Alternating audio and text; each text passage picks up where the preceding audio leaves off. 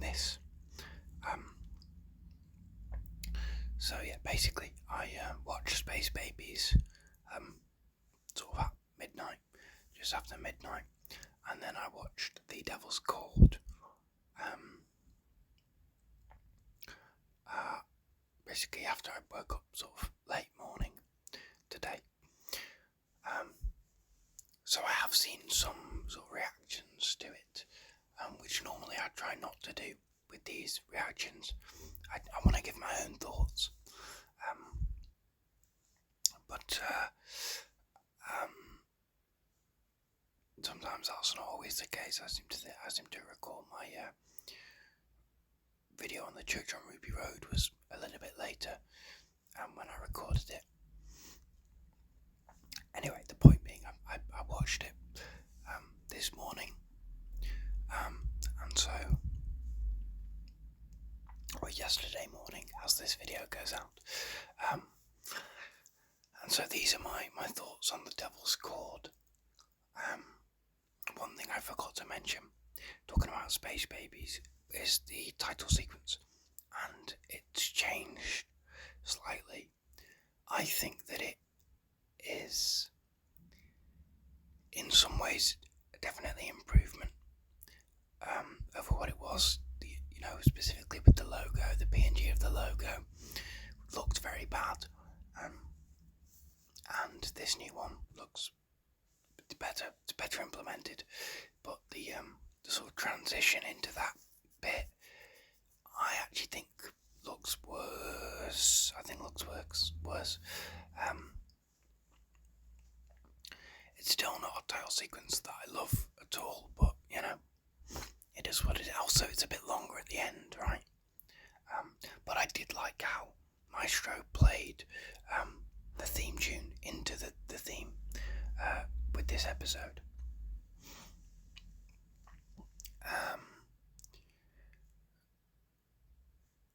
Yeah, I thought that was good fun.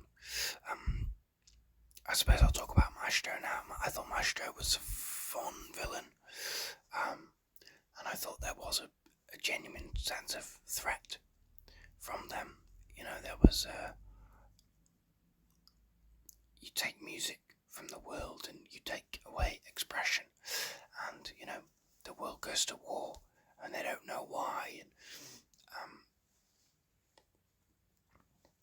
and the way Maestro arrived through music and attacked people through music, and I don't think anyone, when we saw the shot in the trailer of the person stuck in the drum, I think a lot of people thought, oh, is that going to be Ringo trapped in his drum? I don't think anyone would have guessed that it's the Doctor who's stuck in the drum. So I thought Maestro was a pretty a fun villain, not incredible, but pretty decent. Again, Shooty and Millie continue to be a lot of fun. They have great chemistry. It seems odd that in episode 2 we're already sort of implying that they've been travelling together for quite a while. It's been 6 months since Church on Ruby Road and Space Babies. It's now in June 2024, so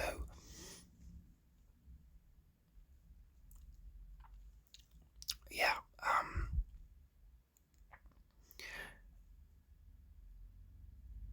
but I think those continue to be great. I wasn't sure about the inclusion of the Beatles. I just felt like saying you're doing a Beatles episode, but then it's not really about the Beatles, although of course, The Day Is Saved by John Lennon and Paul McCartney, but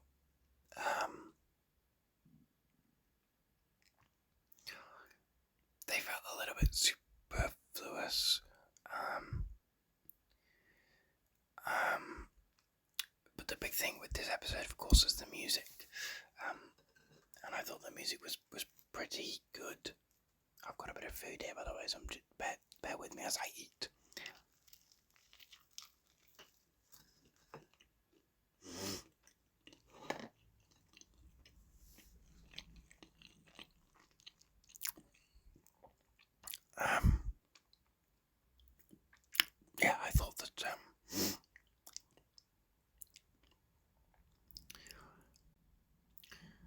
the sequence of Ruby playing her own theme on piano I thought was really great. The way it mixed diegesis and non-diegesis, which it gets sort of name-checked by the Doctor at one point.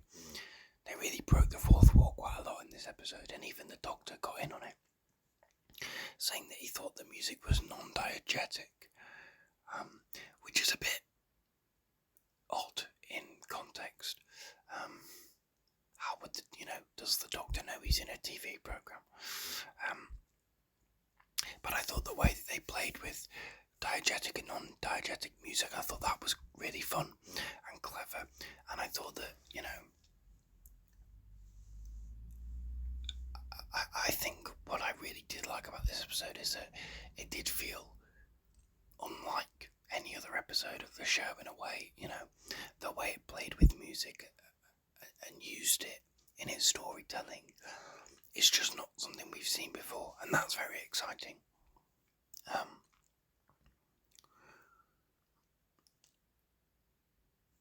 Of course, Maestro is one of the toy makers' legions.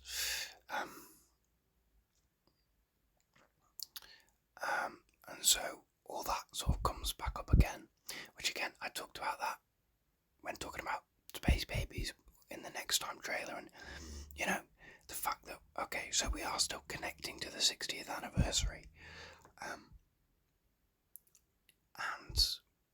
Maestro again talks about the ancient one, I think, or the oldest one or something like that, and talks about the one who waits is nearly here, and stuff like that. Whoever that may be, I think the current fan theory is Sutek, which, maybe it is, maybe it isn't, we'll find out.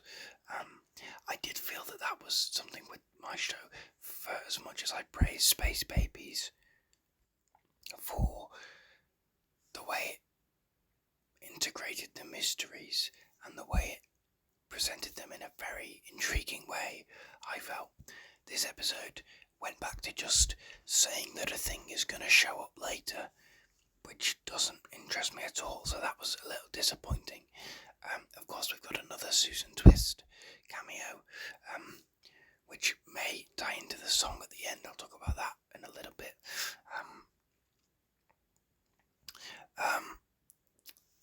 But yeah, I think that aspect of Maestro was a little underwhelming, and I'm also really not sure what they wanted, what their plan was, what their goal was, just to have music, to have power.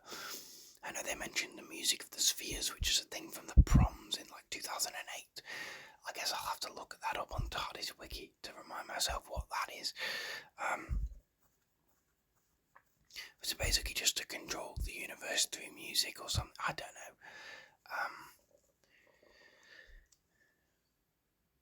But yeah, I thought that as much as I enjoyed the storytelling through music of the episode, I felt that, yeah, ultimately the villain's plan was a bit weak, and the way they were defeated was a bit weak. John Lennon and Paul McCartney just happened to show up and get the right. I mean, I liked that was because of the conversations that they had with the Doctor and Ruby. But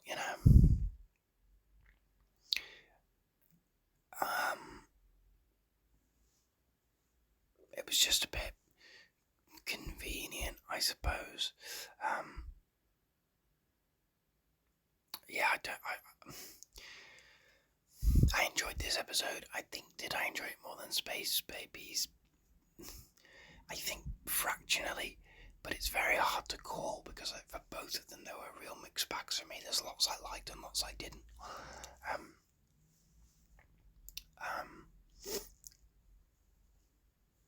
And I'm finding with both of them actually that the sort of nuts and bolts of the plot I'm kind of a bit lost on, and I'm not really sure why things are happening,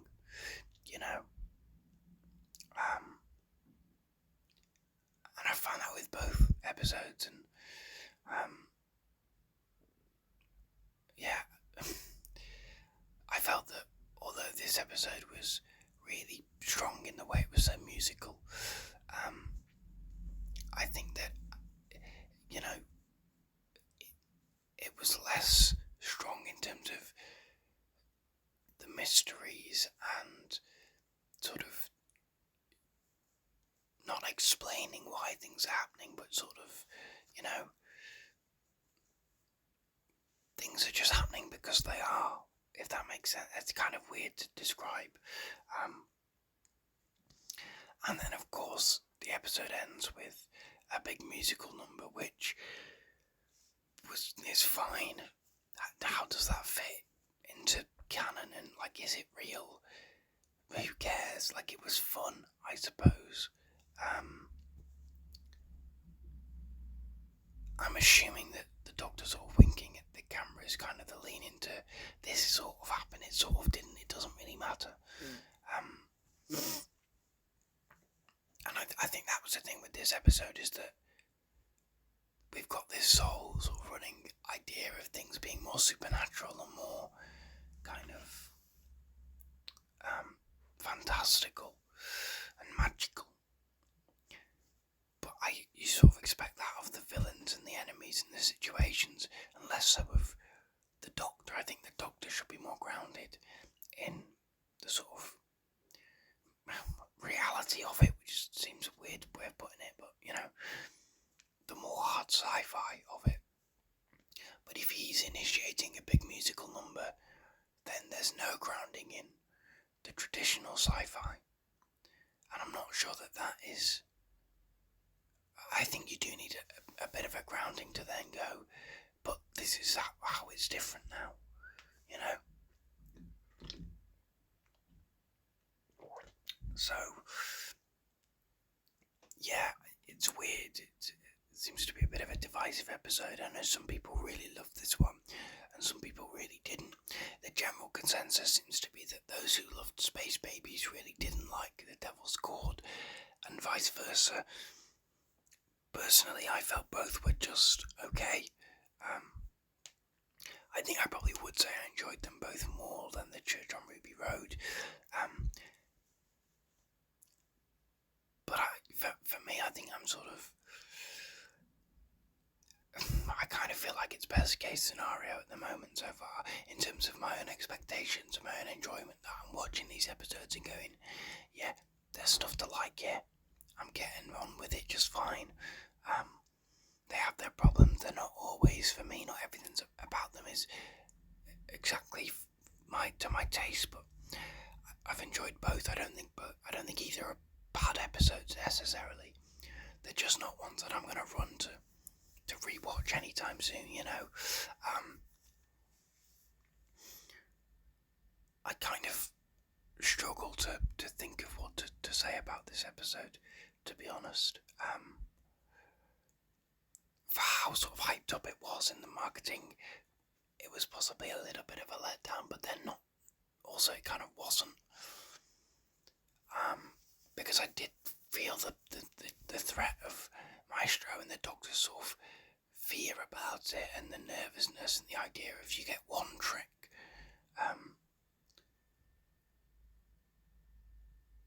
You can play one trick on the Godspeed that you won't work again. Which I think that's a good sort of rule for if we're continuing with these sorts of threats. You get one trick, and you better hope for the best, because you're not getting another. But then, if the villain's going to be defeated by coincidence, or in the Toymaker's case, it's going to be defeated by quite a simple game of catch, on television anyway, it kind of cheapens the impact of these are incredibly powerful enemies. Well, are they? I don't know. So yeah, I think those are my thoughts on The Devil's Chord. I thought it was decent, it was fun, but it was just okay. Possibly, did I enjoy it more than Space Babies? series, yes, but in different ways. So they're kind of both on a par for me, fairly middle of the road, not terrible, not amazing. Shooty, especially, but him and Millie continue to be highlights, and they're what's really engaging me. I really am enjoying Shooty Gatwa, and I'm always excited to see what he'll do and where he'll take it, and which I'm really glad about. And yeah, that sort of that's where I'm at with this 2-episode premiere. I thought it was okay. Is it the strongest opening to a series? Probably not, but these were both decent episodes, and at the very least, I continue to be, engaged with the series, and I look forward to the next episode. They've not made me go, oh well, I don't know if I'm even going to bother. But it's interesting. I've seen a range of reactions. People have really loved it. People have really not liked these episodes. So I think that, I think it's kind of a testament to how I've gone into these episodes and my headspace about them anyway, that I've kind of come away a little bit indifferent. But yeah, what did you think of The Devil's Chord? Are you in the camp who loved it? Are you in the camp who hated it? Let me know. And yeah, besides that, I will see you next time. I might not, it might be a little bit, looking at sort of when I'm working and stuff. I'm not sure exactly when I'll get a reaction out for the next episode, but it'll be, with it, as soon as possible, of course. But yes, I will see you next week for Boom by Stephen Moffat. Let's see what he's got in store for us. Thank you.